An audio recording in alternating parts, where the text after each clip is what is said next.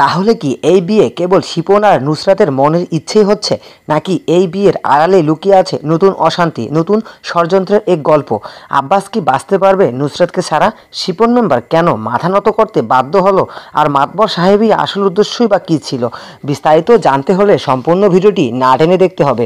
আর মাতবরের ছেলে হুজুরের মেয়ে নাটকের 7 নম্বর পর্বটি কে কে দেখেছেন এবং কেমন লেগেছে তা কমেন্ট করে জানাতে ভুলবেন না।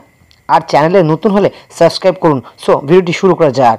কি অবস্থা সবার, কেমন আছেন? ইগল ইসলামিক নাটক নিবেদিত মাতবরের ছেলে হুজুরের মেয়ে নাটকের 8 নম্বর পর্বটি কবে এবং কখন প্রচারিত হবে জানিয়ে দেব আজকের এই ছোট্ট ভিডিওতে।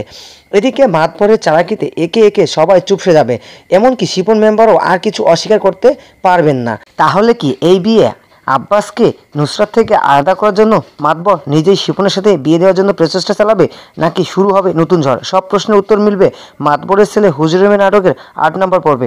অপরদিকে আব্বাসের জীবন এখন ঝুঁকির মধ্যে, তাকে বাঁচাতে পরিবারের কিছু মানুষ প্রাণপণ চেষ্টা করে যাচ্ছে।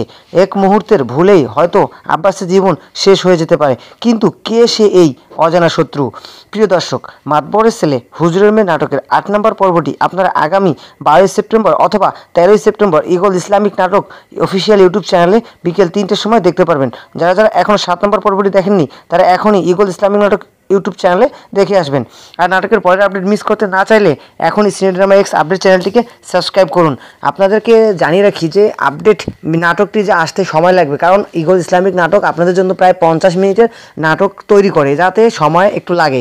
তো আপনাদেরকে অবশ্যই সময় দিতে হবে। আপনারা অনেকেই অনেকভাবে কমেন্ট করেন, তো আজকেও আমরা আশা করছি আপনারা আপনাদের মূল্যবান মতামতটি আমাদের কমেন্ট বক্সে দিয়ে যাবেন। সো ভিউয়ার্সরা, আজকের ভিডিওটি আপনার কাছে কেমন লেগেছে তা স্পেশালি আপনি কমেন্ট করে জানাবেন এবং চ্যানেলটিকে এখনও সাবস্ক্রাইব করে না থাকলে সাবস্ক্রাইব করে রাখুন। দেখা হচ্ছে নতুন কোনো একটা আপডেট ভিডিওতে। ততক্ষণ পর্যন্ত সকলের সুস্বাস্থ্য কামনা করি।